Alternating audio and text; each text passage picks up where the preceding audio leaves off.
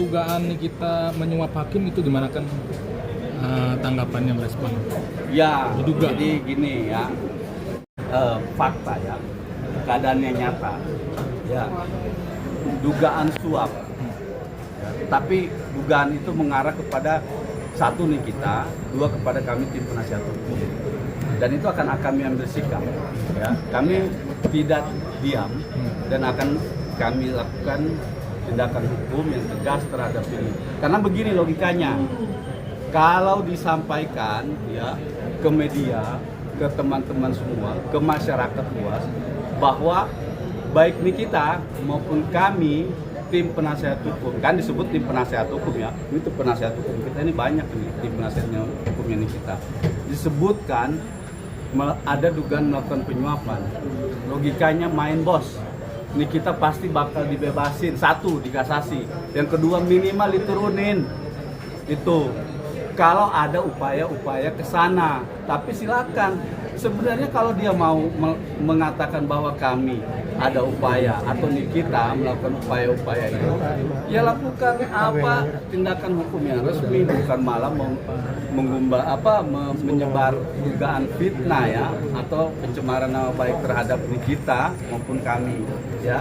Tapi intinya begini, dalam hal ini kami akan mengambil sikap terhadap rekan itu juga, karena satu, dia tidak pernah mengkonfirmasi ya kebenaran itu, tapi justru kami menilai dengan adanya dia atau mereka ini ke Mahkamah Agung, justru mereka lah yang mengintervensi keberadaan dari lembaga yudisial ini. Kok tiba-tiba urusan kami PK mereka ke Mahkamah Agung, urusannya apa? Dengan dalil meminta perlindungan. Lah emang hakim kita apain? Emang hakim kita yang ngancam? Emang hakim-hakim di Mahkamah Agung itu kita mau takut-takutin segala macam? Perlindungannya apa? Nggak masuk akal. Kalau mau perlindungan, minta perlindungan sama polisi. Nah itu yang benar.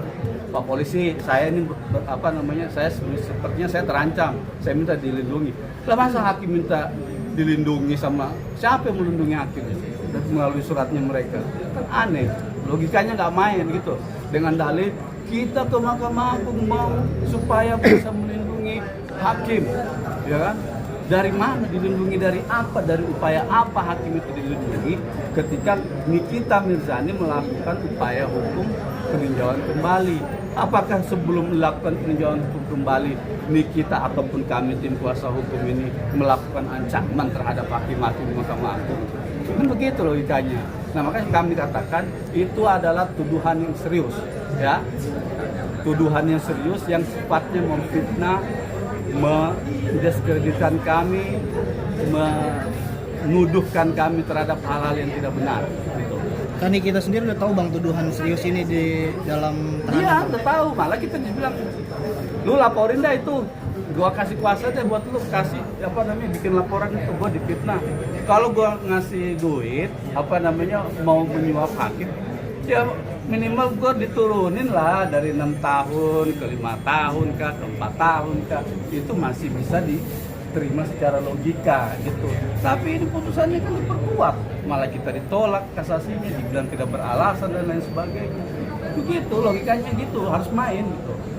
Bang yang di mungkin besok untuk tanggal 15 agendanya dijadwalkan sidang lanjutannya.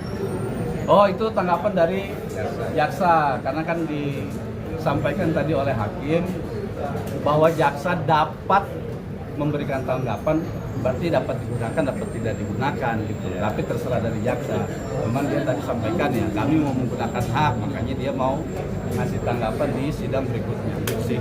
Bang, Tadi di bang. persidangan juga lagi-lagi kan jaksanya kayak mau memperlihatkan sifat yang menyeleneh gitu ya bang, sampai ditegur sama hakim sendiri. Ya makanya alhamdulillah hakim langsung ngambil sikap tegas. Kalau enggak kami yang ribut nanti gitu.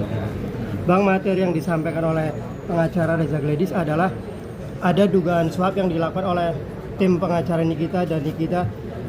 Tapi di tengah jalan itu gagal, artinya uang udah bergeser 4M, tapi gagal, tidak bisa mengabulkan bandingan Nikita dan kasasi Nikita. Itu yang dipermasalahkan. Apapun narasi yang mereka bangun, Intinya mereka itu sudah menuduhkan sesuatu hal yang tidak benar kepada kami. Persoalan gagal atau tidak gagal, jadi atau tidak jadi, itu kenapa jadi urusannya dia? Yang jelas, ya mereka itu mengatakan Nikita Mirzani, ya, dan dan kami tim kuasa hukum itu telah melakukan upaya dugaan apa sih namanya? Menyuap. Nah, ini di media lebih sadis loh. Heboh, bukti diduga rekaman suara Nikita Mirzani suap hakim 4 miliar untuk menangkan PK. Nih, di media loh, di Instagram. Loh. Ada sini bang. Bang, pihak sana menyebut suara itu mirip dengan Heboh, Nikita. diduga rekaman suara Nikita Mirzani suap hakim 4 miliar untuk menang PK. Ya, ini tuduhan serius. Kami Nikita, klien kami Nikita dituduh dalam upaya PK ini ya melakukan suap. Oke? Kami akan ambil tindakan hukum terhadap pengacara dari Reza Gledis yang menyatakan statement ini sehingga saat ini beredar liar di media bahwa kami penasihat hukum dan Nikita klien kami melakukan upaya suap di tingkat PK. Oke? Nah, silakan nanti akan kami laporkan, silakan klarifikasi di kantor polisi, klarifikasi ke Mahkamah Agung. Apakah kami atau Nikita pernah ketemu dengan orang-orang di Mahkamah Agung atau hakim yang mengadili perkaranya Nikita di tingkat kasasi? Silakan. Artinya ada babak baru dong bang dari kasus ini bang. Panjang, bukan baru, panjang. Oke. Bang Andi mau nambahin terkait isu 4M itu? Kenapa? Terkait isu suap 4M mau nambahin? Sudah nggak ada.